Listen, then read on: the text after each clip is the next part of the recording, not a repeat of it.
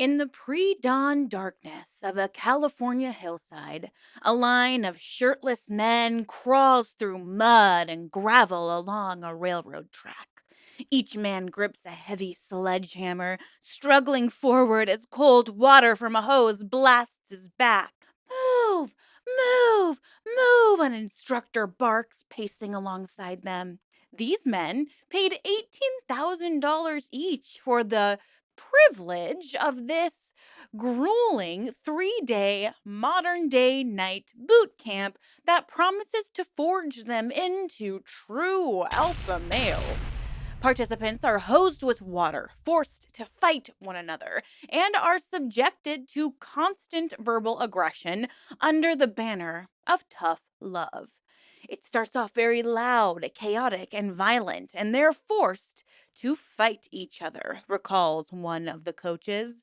And after that, they're hugging each other. They're crying. Now, this high intensity retreat, open only to entrepreneurs, executives, and leaders, claims it will build men's self esteem and make them better husbands, fathers, and leaders. Such extreme rituals are one startling manifestation of the growing alpha male culture, a corner of modern society where a caricature of masculinity is packaged and sold to men and boys. It is a world of bombastic, self proclaimed alphas who preach dominance, aggression, and absolute male supremacy as virtues. Across social media, they flaunt luxury cars, private jets, and boast of conquests in business and women. They offer to teach other men how to be just like them, but for a price. And nowhere has this phenomenon crystallized more clearly than in the meteoric rise of Andrew Tate, the British American kickboxer turned influencer who crowned himself the king of toxic masculinity. Tate's slick, profanity laced videos proclaim that real men are assertive and rich and that women are property, and that the world is theirs for the taking. His hyper macho gospel has made him a hero to millions of young men, and, critics warn, a vector for misogyny and hate infecting schools and online forums across the UK and the US. And we're diving into everything Andrew Tate and alpha male culture today. We're unpacking it all. So just try not to eat anything because the cringe factor is sky high on this one. And sit back, relax, and take a deep breath. It's time to let the fresh air in.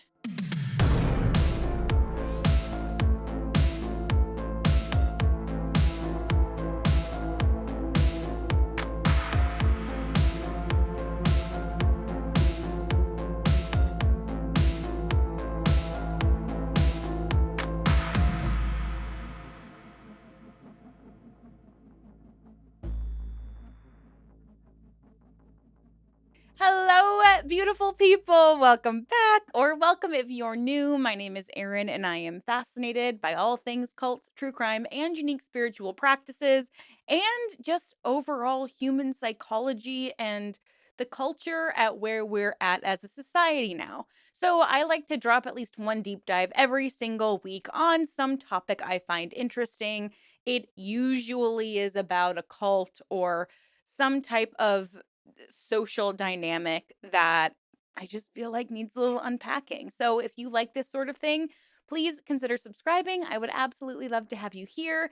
And throughout this month, I've been featuring teachers on my channel. Now, teachers are, as I'm sure you know, grossly underpaid and don't have a ton of money to provide for their own classroom. They are offered very small stipends, if that at all. Otherwise, they're putting their own money into their classroom needs. So I thought it would be really cool to feature them and have them create Amazon wish lists that, if you have the means and are inspired to do so, you can purchase an item or two. So today we have our maybe last teacher. We might have one more. But it's hard because it's the end of the July. But today we have Leah. Leah says, "Hello, I'm a subscriber of your channel and I saw you're sponsoring teachers, so I thought I'd reach out. I'm a young first year teacher. Congratulations. and want to set up a great environment for my students, but getting all the supplies up front definitely adds up. So I thought I'd link my teacher wish list in case you're still sponsoring. Thank you so much for doing this. I'm sure it helps the teachers you support so much. Have a great day. Thank you so much for writing in, Leah. Her Amazon wish list will be in that pinned comment down below for easy access. I'd put it in the description of the video, but I feel like I put so much in the description that it just would get lost. So click on that pinned comment down below to support Leah and her classroom. So, without further ado, let's jump right in to today's video. Here we go. Let's talk about one of my least favorite people on the planet, Andrew Tate. Because Tate's story is a perplexing study in how misogyny can become a brand, and a lucrative one at that. Over the past few years, he went from an obscure former reality TV contestant to one of the most Googled people on the planet, amassing a fortune by selling an aspirational alpha lifestyle to disaffected men. But his rise has been shadowed by controversy at nearly every turn. He's openly described himself as absolutely a misogynist, boasted about hitting women, and suggested that R word victims bear responsibility for their assaults. Yeah, stand up guy. He's been banned from major social media platforms for hate speech. He's been investigated for and was arrested in Romania for charges of R word and organized crime. And of this video, Tate and his brother are awaiting trial in Romania, while vehemently denying all allegations. Now, what is the alpha male, as Andrew and his cronies consider it? Well, the term alpha male evokes a primal image. The dominant wolf leading the pack, even though they usually don't lead the pack, they're at the end, at the back of the pack to make sure, there's not a predator following up behind them. And they want to make sure that the sickest and the oldest wolves make it. But I guess it's a conversation for a different day. Study animals, guys. Listen to the vegan who knows a little bit about animals because I hyperfixated on them when I was a kid. But anyways, the image that these alpha males, these human alpha males, always kind of invoke is that wolf leading the pack, commanding obedience by strength and sheer ferocity. It's a concept that has seeped into popular culture as a shorthand for the quintessential dominant man. He's powerful, he's assertive, he's uncompromising. And ironically, the biological premise behind alpha males is actually deeply flawed. The very phrase originates from mid 20th century studies of wolves in captivity. In the wild, wolf packs don't actually have alpha leaders fighting for supremacy. They are typically family units led by a breeding pair, and savage duels for dominance are rare.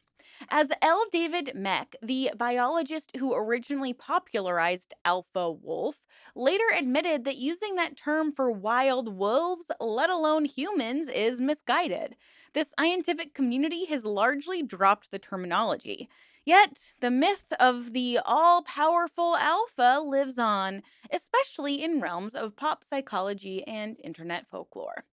In human society, the alpha male is less about zoology and more about ideology. It glorifies a narrow vision of masculinity, physical prowess, sexual conquest, wealth, and the subjugation of others, especially women. This concept found fertile soil in the late 20th and early 21st centuries through what's now been dubbed as the manosphere. The manosphere is. Hmm. I'm going to try to be very diplomatic and polite.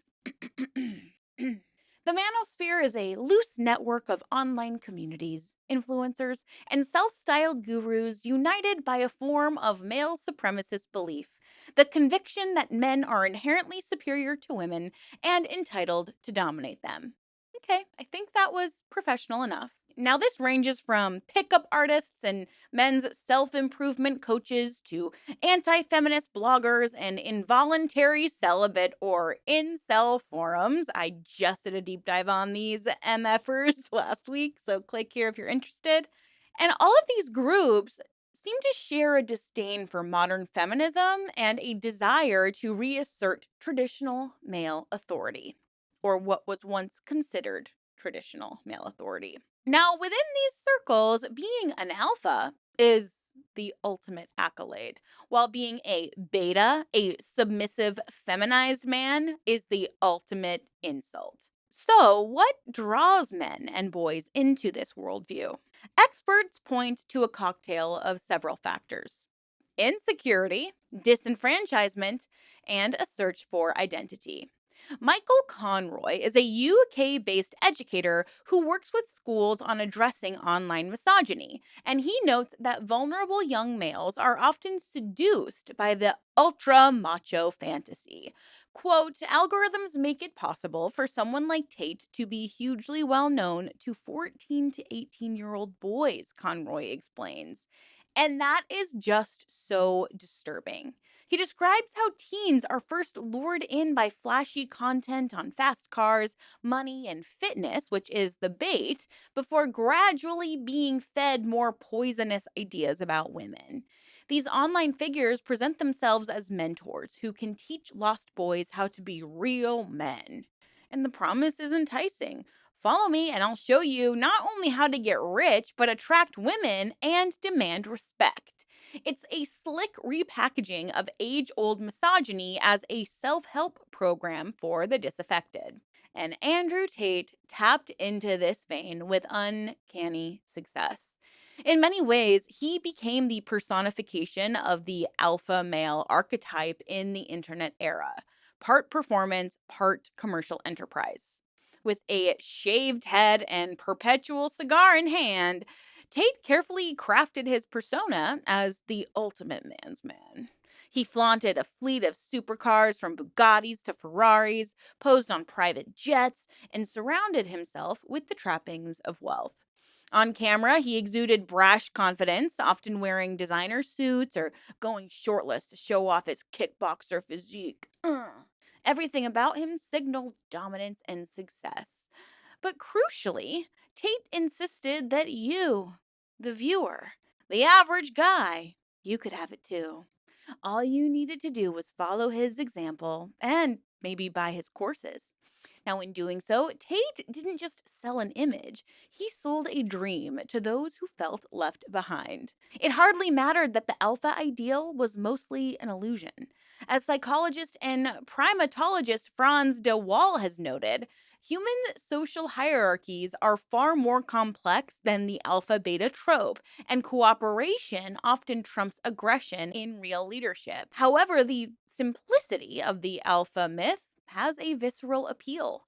In a world where many young men feel anxious about their status, confused by changing gender norms, or starved for a sense of power, the alpha promise acts like a drug. It offers a clear, if distorted, identity: be tough, be ruthless, and take what you want. It tells them their instinct to dominate isn't wrong, it's nature. And it provides scapegoats for their frustrations, who are usually women or men they deem weak, rather than encouraging true introspection. Now, as we will see later on in this video, embracing this creed can lead to dark places, from abusive behavior in relationships to criminal exploits and even ruined lives. But to understand how pervasive and detrimental alpha male culture has become, one must first understand how Andrew Tate, arguably its loudest messenger, rose to power. In 2016, a little known kickboxing champion named Emery Andrew Tate III stepped into the glass walled house of Big Brother UK for what he hoped would be his breakthrough into mainstream celebrity. At 6'1", with a chiseled fighter's physique, Tate had the confidence of a man used to winning. Raised in Luton, England, by an English mother and an American father, chess master Emery Tate Jr., young Andrew had trained himself into a world class kickboxer, winning multiple world titles. Yet outside the niche martial arts community, few knew who this guy was. So, Big Brother, that hit reality show, was his chance to grab the spotlight. But it didn't go as planned. Within 6 days, producers expelled Tate from the Big Brother house after video emerged of him hitting a woman with a belt.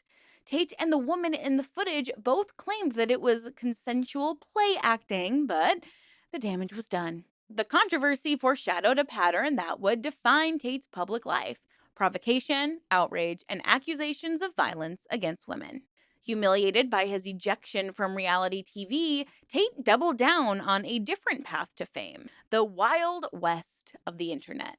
He became an early adopter of shock content, tweeting and vlogging opinions so inflammatory that they seemed calculated to offend. And offend they did.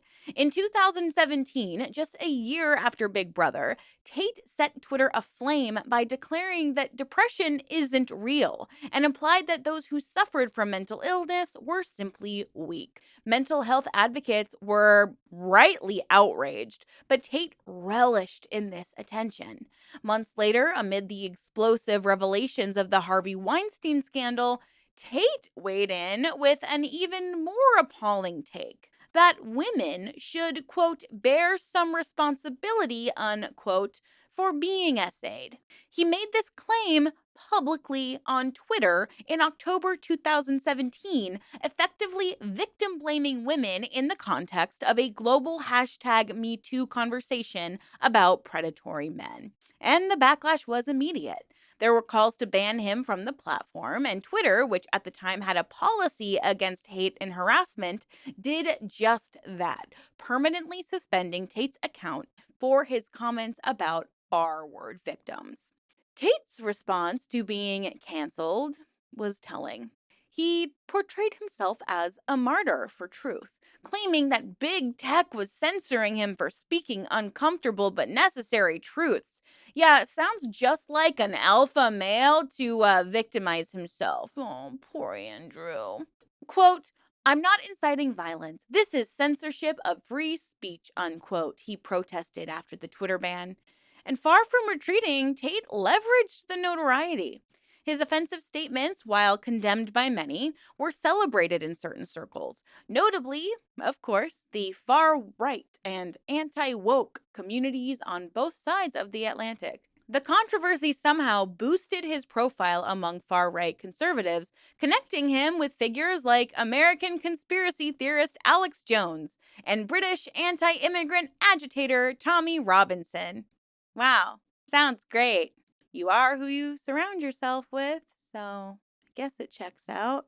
The more he was criticized by the mainstream, the more authentic he appeared to those who already distrusted the establishment. Tate shrewdly rode this wave, cultivating an image as a renegade truth teller who was willing to say what others wouldn't. By 2018-19, Andrew Tate had transformed himself into a full-blown social media influencer, albeit one operating on the fringes of respectable discourse. He set up accounts on platforms known for looser moderation and later on alternative platforms catering to those banned from the mainstream. He produced a constant stream of content, including YouTube videos, blog posts, paid courses, all revolving around his lifestyle and his really disgusting philosophy. Central to this was showcasing his kickboxing credibility and newfound wealth. You gotta listen to him because he knows how to kick someone in the face. Isn't that cool? Tate had moved to Romania in 2017, a decision that he openly linked to his views on women and the law. In one interview that raised eyebrows, Tate said that he relocated to Eastern Europe in part because, quote, "the prospect of avoiding R word charges more easily," unquote, was probably 40% of the reason. Uh, It's just like you can't um believe it's real, you know? He hastened to add, "I'm not an effing R worder, but I like the idea of just being able to do what I want. Being free." Okay, dude, that's you being an effing R worder. Great. Glad we cleared that one up. Honestly, it's such a shocking admission and essentially suggested that he sought out jurisdictions with weaker enforcement on SA. And it's like, dude, just because you can't get a girl to actually want to sleep with you doesn't mean you should be moving to a different country because their laws are looser and you're not an R worder, but you just got a R word. Like, And I'm honestly, like, I don't wanna come across like I'm making light of this. It's just, like, so reprehensible that you just can't believe it's real. Like, this is disgusting, and I truly believe there's a special place in hell for people like Andrew Tate. Now, of course, like all alpha men do, he's gotta be the victim, right? He tried to spin this as a critique of false accusations in Western countries, calling Britain a dying empire with overly punitive laws. But the sentiment of his original words has lingered darkly. Now, in Romania, Tate and his younger brother, Tristan, set up a base of operations. They purchased a large property in a gated community in Pipera, a suburb of Bucharest, which they fortified with CCTV cameras and reportedly a cadre of guards. Yeah, it definitely doesn't seem like you're trying to commit crimes and violate women. Definitely not. Now, the brothers' enterprise at this time was multifaceted and murky. One known venture was a webcam business. They hired women to perform on adult webcams and allegedly spun these sob stories to lonely male viewers to try to elicit money from them. Now, in a since discontinued webpage and in forums, Tate would openly describe tactics for maximizing profits from webcam sites, including having the women feign personal crises to get men to send more money, telling viewers, for instance, that a relative was ill and needed expensive treatment. Such methods, while ethically dubious, were not necessarily illegal where he was. They did, however, hint at how Tate viewed women under his employ, just as instruments for profit. He once boasted that it was easy to recruit young women into his webcam operation by appearing to offer them a romantic relationship. A classic lover boy, love bomber tactic where a man seduces a woman and then grooms her for sex work. This detail would later become central in the criminal allegations against him. Now, by 2021, Andrew Tate was poised on the brink of internet stardom just as a new platform catapulted him to viral fame: TikTok. Though Tate himself did not even have an official TikTok account at first, his content spread like wildfire through a clever affiliate marketing scheme.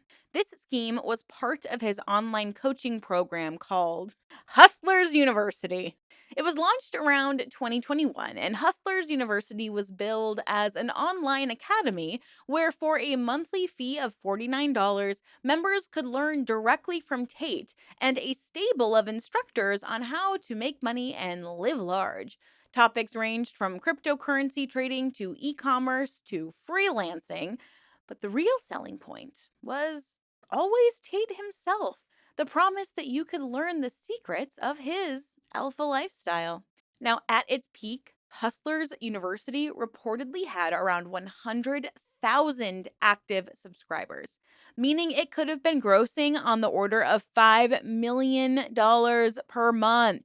It effectively functioned like a massive multi level marketing scheme. Members were encouraged and given tools to flood social media with Tate's videos, clip his most quotable lines, and attract new signups through referral links for which they would earn a commission. This not only brought in paying recruits, but it created an omnipresence of Andrew Tate content online. He was suddenly everywhere. YouTube shorts of Tate ranting in sunglasses, TikToks of him offering dating advice, Instagram reels of him stepping off a private jet.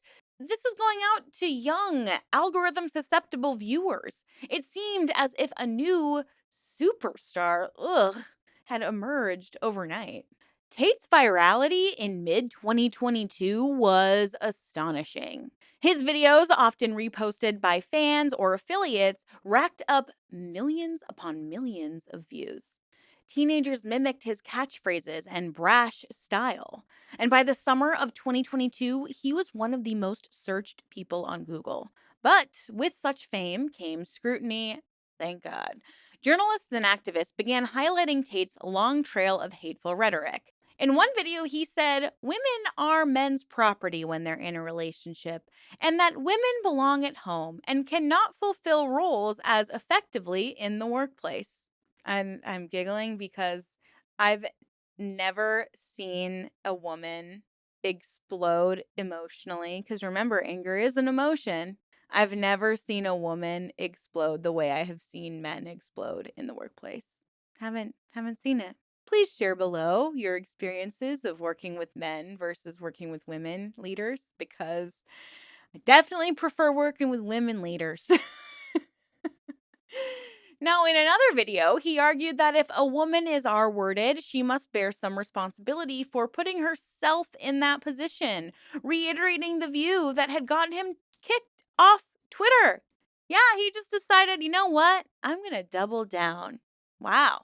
He spoke of seeking out 18-year-old girlfriends because, in his words, women that age are fresh and have had fewer sexual partners, making them easier to imprint, a disturbingly predatory phrase. Clips also showed Tate casually talking about hitting and choking women and instructing other men on how to exert total control. What the hell is going on? By August 2022, the backlash reached a tipping point. A coalition of activists and concerned observers launched a public campaign urging social media companies to deplatform Andrew Tate, arguing that his influence was encouraging violence against women and creating a generation of misogynists in training. The pressure worked. And in quick succession, Tate was banned from Facebook, Instagram, YouTube, and TikTok for violating policies on hate speech, harassment, and dangerous organizations. TikTok, for instance, cited that misogyny has no place on the platform. Facebook and Instagram, under Meta, removed his accounts for policy breaches. YouTube took down channels associated with him. And the swift deplatforming was virtually unprecedented in its scope, a testament to how radioactive Tate's brand had become to big tech. And for Tate, it was a major blow to his empire. Hustlers University relied on mainstream platforms for marketing. In fact, around the same time, the payment processor Stripe cut ties with the program, making it difficult to process subscriptions. Tate publicly announced the end of the affiliate program, complaining that his words were twisted in highlight reels and that he was portrayed unfairly. Yeah, once again, the big scary alpha male, he's the sad little victim. He just didn't have any control. He has control over every other aspect of his life, but now we can't. He doesn't have any control because people are so mean to him. Poor little Andrew Tate, little beta boy. In a final YouTube video posted to an alternate account shortly before his ban there, Tate insisted his controversial clips were taken out of context and that he was playing a comedic character. They could make Mickey Mouse look evil with such editing, he argued, asserting that he actually loved women and he was just misunderstood, you guys. Now, obviously, few outside his fan base found this convincing. Yet, even as social media gates closed on Tate, fate handed him a lifeline that would soon have some ironic consequences. In late 2022, Elon Musk acquired Twitter and renamed it to X, but everybody still calls it Twitter, and implemented a broad amnesty for previously banned accounts. And in November 2022, Tate's Twitter account was reinstated after about 5 years of exile. Tate triumphantly returned to tweeting, quickly amassing millions of followers on the Musk run platform. It was as if he'd been given back a megaphone, and he lost no time wielding it. In December 2022, Andrew Tate became the protagonist of one of the year's most viral Twitter exchanges that would become darkly legendary. It started when Tate, in a performative display of machismo, tweeted at climate activist Greta Thunberg, bragging about the enormous emissions of his luxury car collection. He listed his Bugatti and Ferraris, taunting the 19-year-old Thunberg to send him an email address so he could give her the full list of his 33 cars and their outputs. Thunberg's response was a masterclass in public humiliation. Yes, please do enlighten me. Email me at smalldickenergy@getalife.com.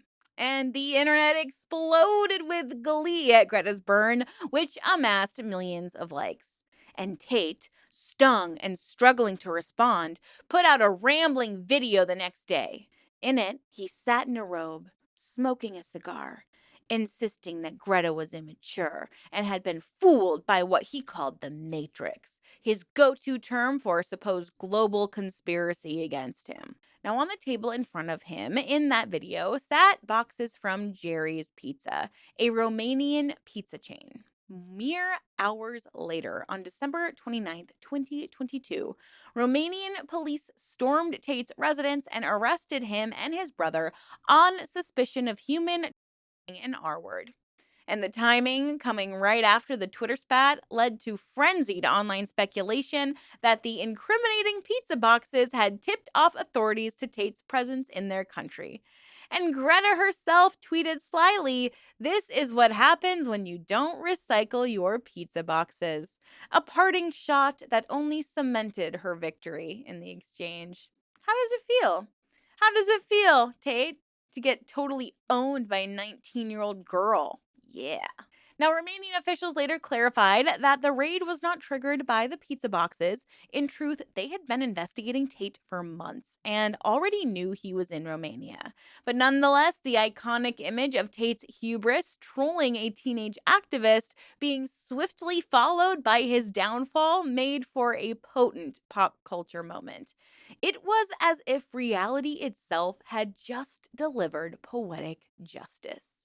So let's talk about this Romanian raid on Andrew Tate's property. It happened at around 5 p.m. on December 29th, 2022. Romanian police and agents of DIICOT, the Directorate for Investigating Organized Crime and Terrorism, descended on the Tate brothers' compound in Pipera. Footage later released showed heavily armed officers in baklavas, some carrying battering rams, swarming the property's gates.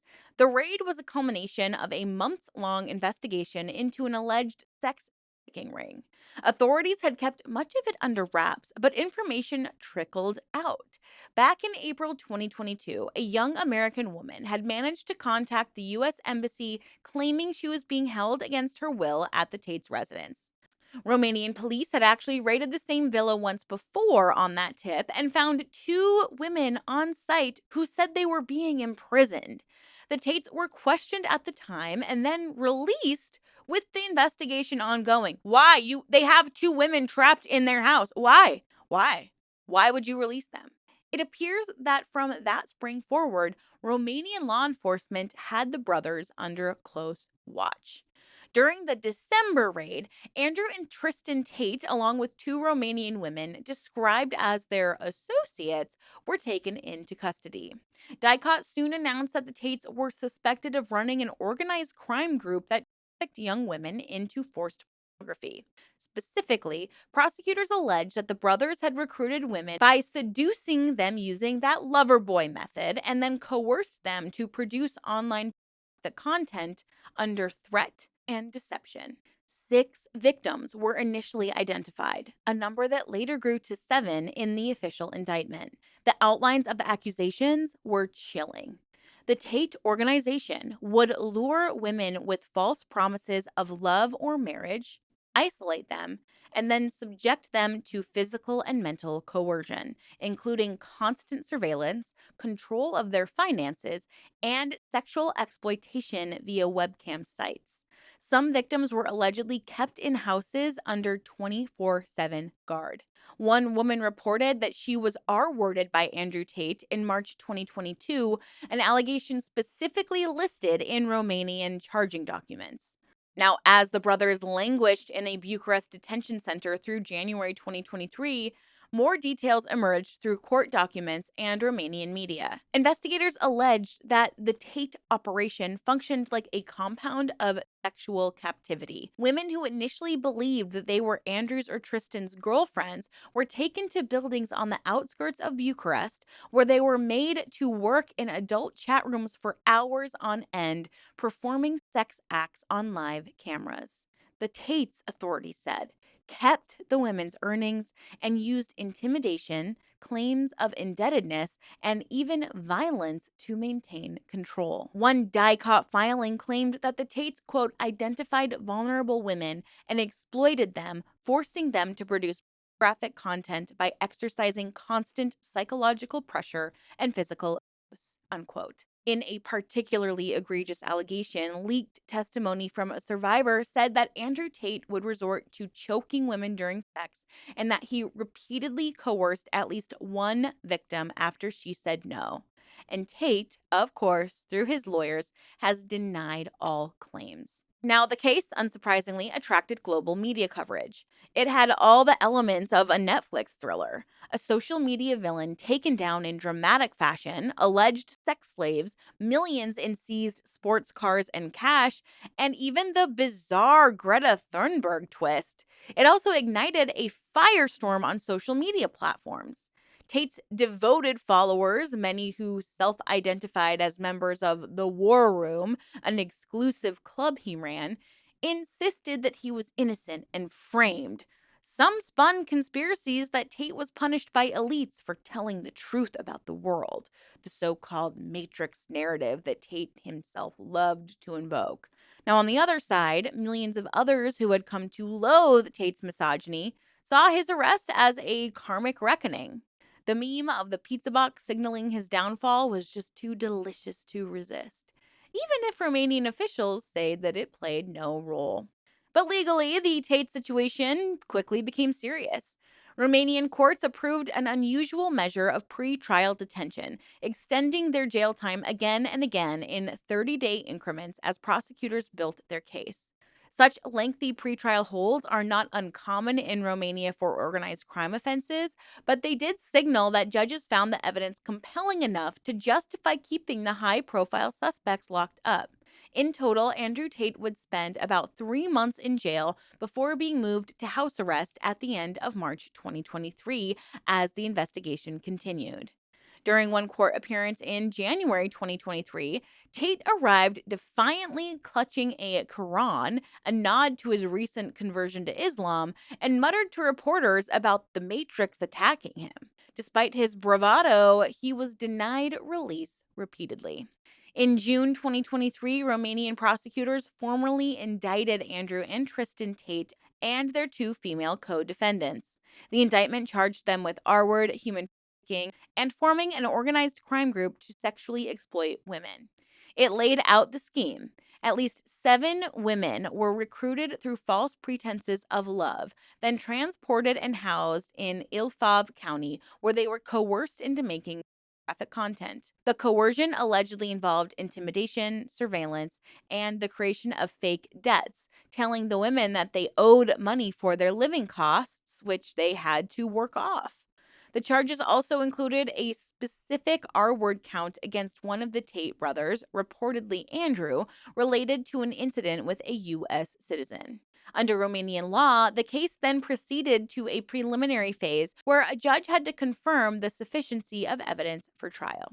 Even as that case inched forward, new troubles brewed for the Tates. In August 2024, while still under house arrest, both brothers were suddenly detained again, this time as part of a separate investigation. DICOT announced it was probing allegations of trafficking of minors, sexual intercourse with the minor, and money laundering involving the Tates and several others. This stemmed from accusations that dated back years, all the way to 2013 through 2017, involving at least one underage girl who claimed to have been exploited. As part of that August 2024 action, armed police raided multiple properties tied to Tate in Bucharest and nearby areas. The brothers were briefly taken into custody and then released under judicial control, similar to bail conditions. Tate's camp dismissed those allegations as well, framing them as a witch hunt. It's like they all say that. You're accusing me of violating another person? It's a witch hunt. A spokesperson stated that while the search warrant's claims were unclear, they would cooperate and that the legal team is present to ensure all formalities are carried out correctly. By late 2024, Andrew Tate found himself entangled in an extraordinary tangle of legal battles across 3 countries. In Romania, he had the original sex trafficking case still pending trial, and the newer underage trafficking investigation. In the United Kingdom, authorities were revisiting old claims against him. In March 2024, British police obtained an arrest warrant in connection with allegations that Andrew and Tristan had SA'd 2 women in the UK years prior between 2013 and 2015. The Crown Prosecution Service had declined to charge Tate back in 2019 after those women came forward, but now, in light of everything, a civil lawsuit was launched by 4 British women who accused Tate of R-wording or assaulting them and sought damages for personal injury. And in the United States, the state of Florida opened an investigation in early 2025 into Tate's activities after the brothers, who hold U.S. passports, flew to Florida once some of their Romanian travel restrictions lifted. There were even reports that the U.S. Embassy and White House had interceded to help the Tates leave Romania, which, if true, adds another geopolitical wrinkle. Some speculated that this was done to allow U.S. jurisdiction if victims in the states were involved. Now, amid this whirlwind, the core Romanian case hit a snag. In December 2024, a Romanian judge threw out parts of the prosecution's indictment, citing procedural errors. The court found that certain evidence, notably interviews with 2 of the alleged victims and even some of the Tate's own statements, was improperly collected and would be excluded.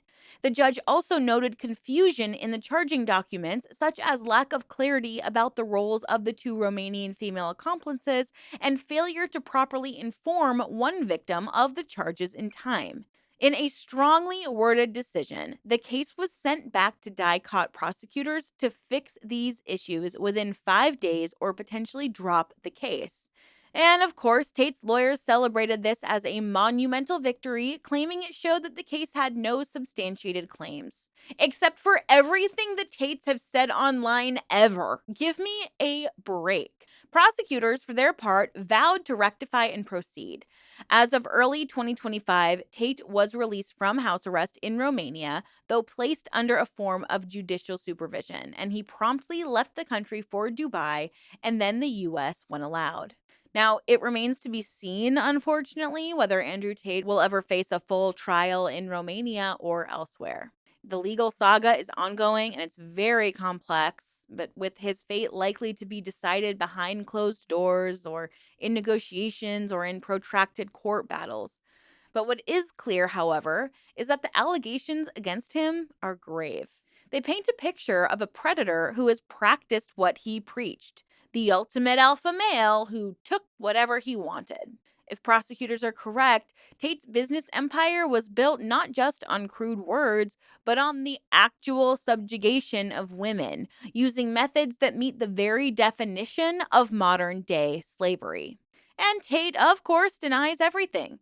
He insists that any sexual acts were consensual, that women flocked to him willingly because of his charisma and success, give me a break, and that he is the target of an elaborate conspiracy. Or maybe, Andrew, you're just a terrible, terrible human being.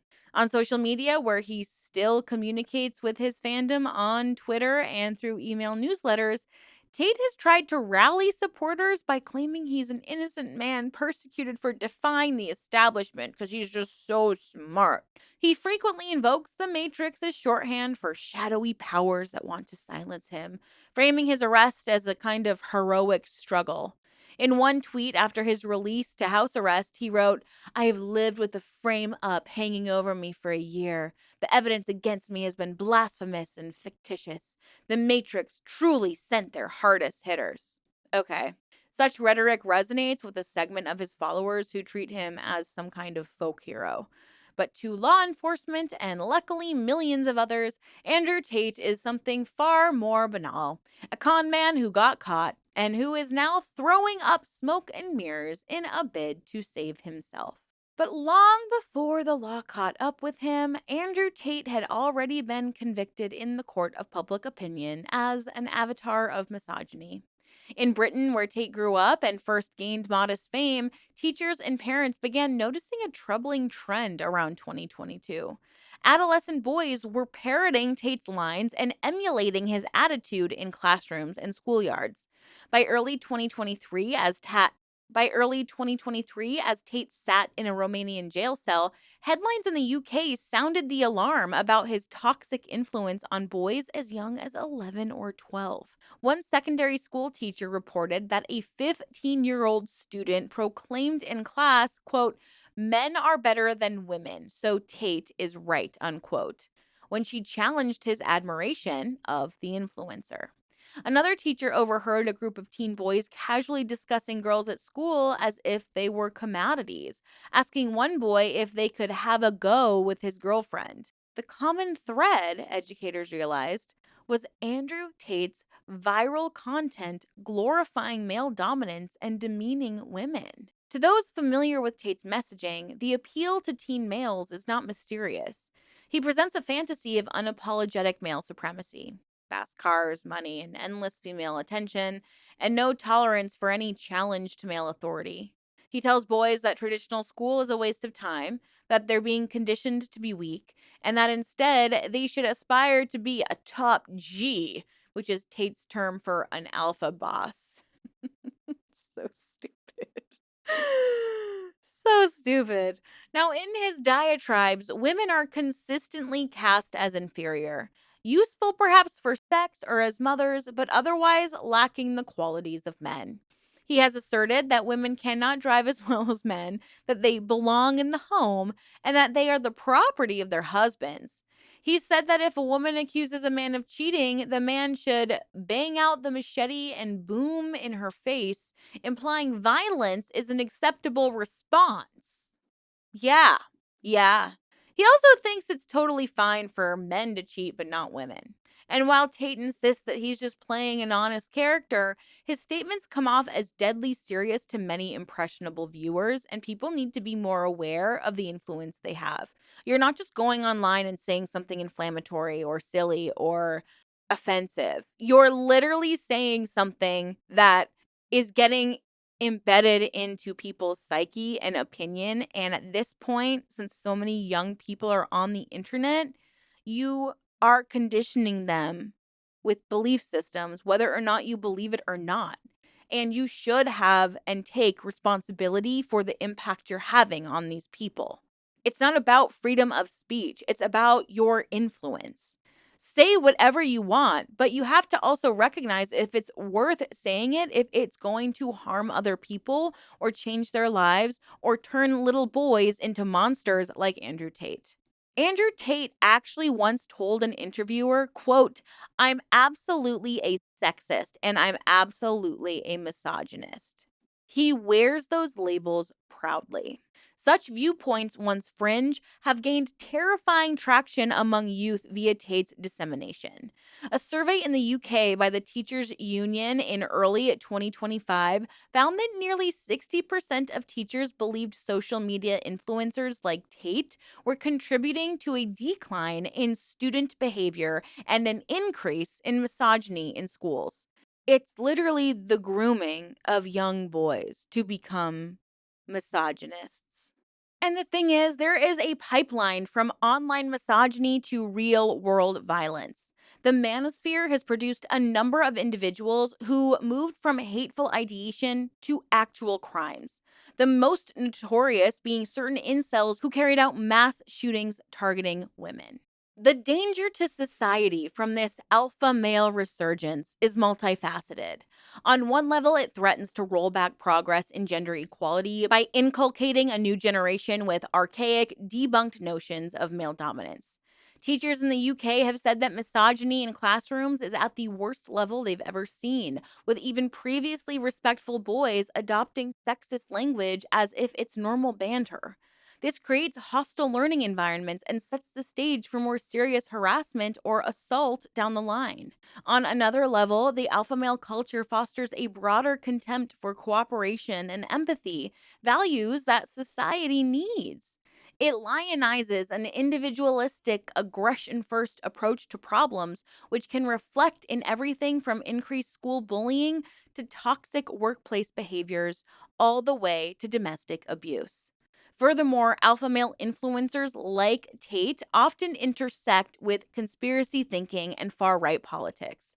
Tate's own alignment with figures like Alex Jones and his framing of his woes as the Matrix conspiracy can hook his followers into a whole ecosystem of disinformation and extreme ideology, thanks to algorithms.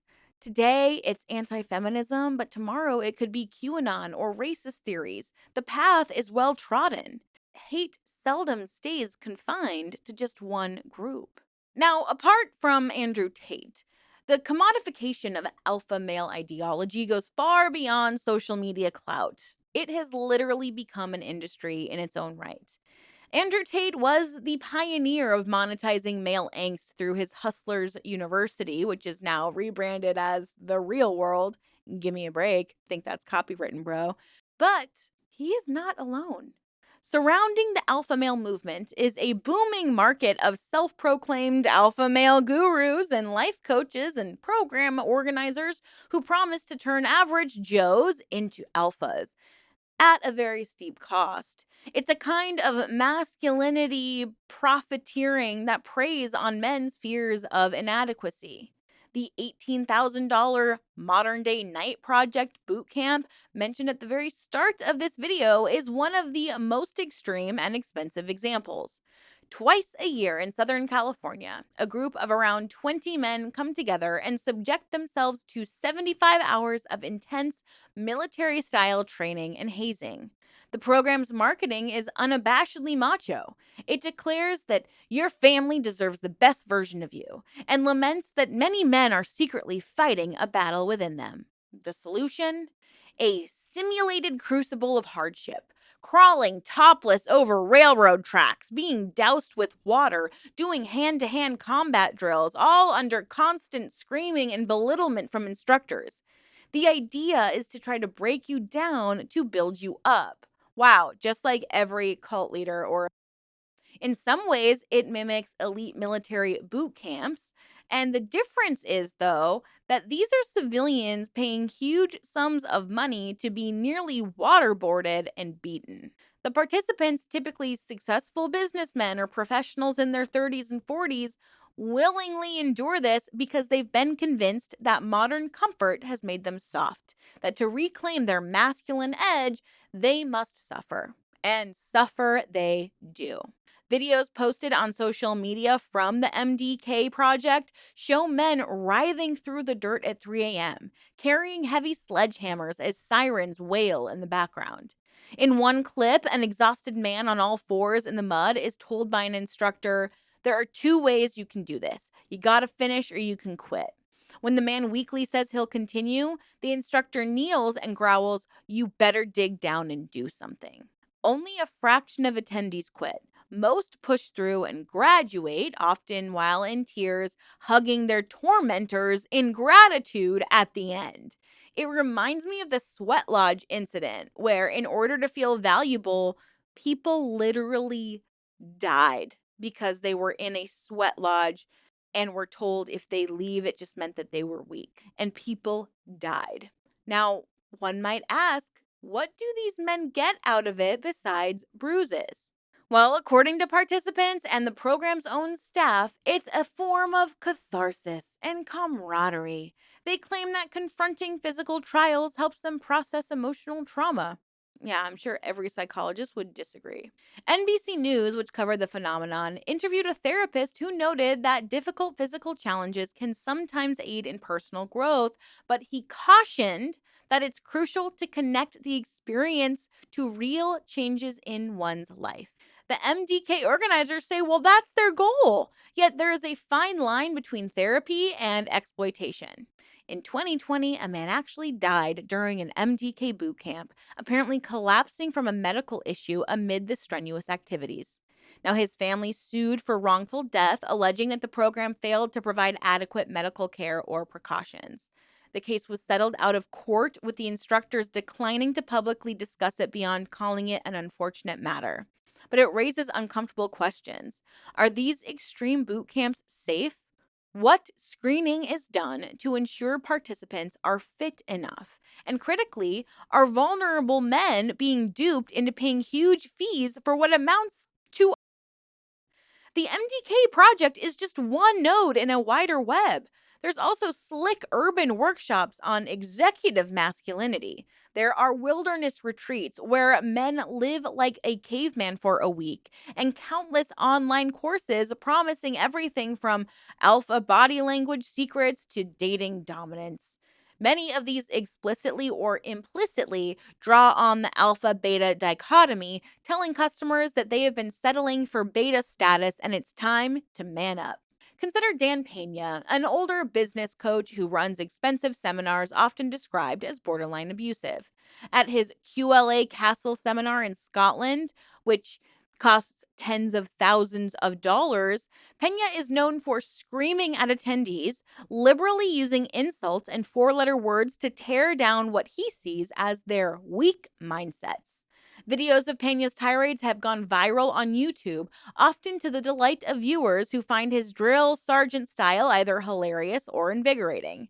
Pena, a septuagenarian, proudly calls himself the $50 billion man and claims his methods create titans of industry. His attendees subject themselves to withering ridicule, much like a psychological boot camp, all under the belief that if they can survive Dan Pena, they can conquer any boardroom.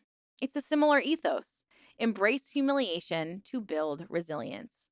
Another facet is the exclusive men's club model, typified by Andrew Tate's own War Room. The War Room was an invite only fraternity of Tate followers who paid up to $8,000 for membership in his secretive network. Inside the War Room, the all male members gained access to private Telegram groups, special events, and direct interactions with Tate and his inner circle.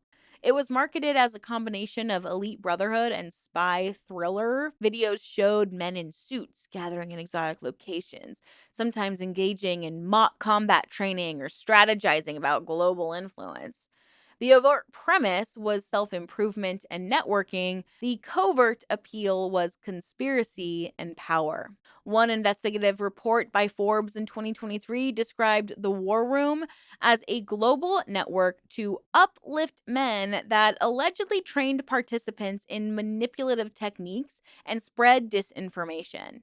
A former member who spoke to the press painted it as cult like, with rituals designed to test loyalty, including encouraging members to cut off friends who weren't aligned with Tate's worldview. The War Room, in essence, monetized exclusivity and ideology. Paying customers got a sense of belonging to Tate's inner sanctum, while Tate got not just money, but a cadre of zealous devotees that he could mobilize as needed. Through all of these ventures, a consistent pattern emerges: the exploitation of male insecurity for profit. Whether it's a teenager paying $50 for Hustlers University hoping to learn how to get rich quick, or a middle aged man paying $5,000 for a weekend retreat to reclaim his confidence, the underlying sales pitch is that you are not good enough as you are. But you can be if you adopt this alpha mindset and empty your wallet accordingly. It's self-help turned into a machismo pageant. In more innocent forms, it can indeed encourage men to exercise, set goals, or assert themselves at work. But too often it veers into hyper-aggression and contempt for others as the solution to one's own problems. As Andrew Tate's personal saga illustrates, the alpha male ethos can ultimately consume those who live by it. Tate reached extraordinary heights by embodying the fantasy, but the very traits he glorified, greed, aggression, entitlement, may have led to his undoing. If the charges in Romania hold weight, Tate couldn't stop at play acting the conqueror. He allegedly pursued it in real life by exploiting women as if the normal rules of society didn't apply to a top G like him. Now, he faces the real possibility of years behind bars. And yet, even if Tate falls, the culture that buoyed him will persist. unless society grapples with the forces that created it. One question that looms is why so many men and boys are receptive to this messaging now.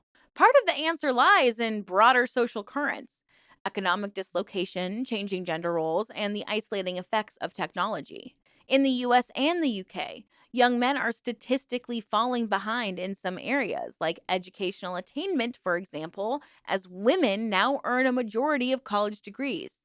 They also face an evolving landscape of dating and relationships, where old certainties are gone, with many men struggling to form true connections.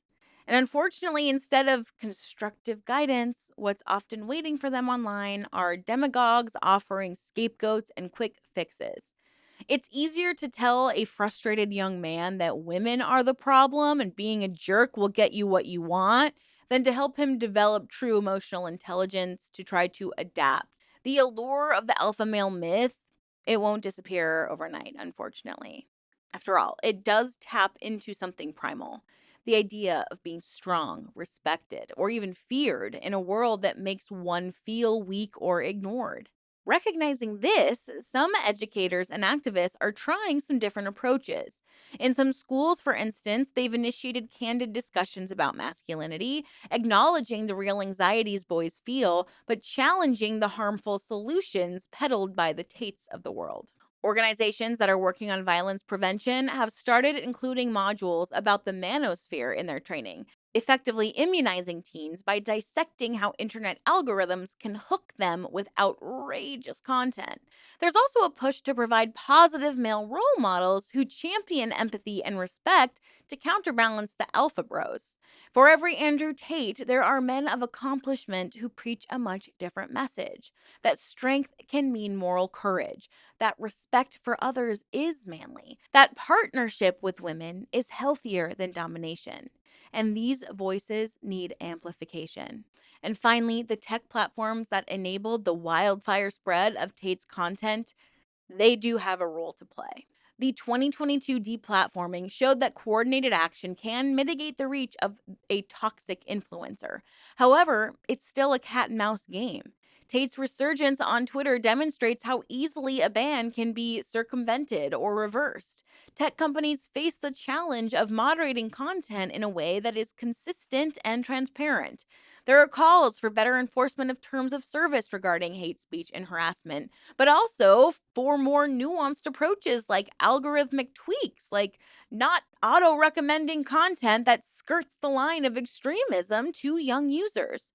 Some progress has been made. TikTok, for example, now flags certain misogynistic hashtags and trends to reduce their visibility. But ultimately, as long as the demand exists, the supply will find a way. The story of alpha male culture, from YouTube rants to real world raids, is a reminder of how the internet can amplify the oldest and ugliest of human attitudes under new guises. It also exposes this kind of generational struggle in the hearts and minds of young men. Will they find fulfillment in equality and personal growth, or be seduced by a path of resentment and false dominance? The answer may depend on how effectively families, schools, and communities can provide an alternate narrative that meets the same needs that alpha pitch exploits. But what I think is most important is having conversations with each other about our roles.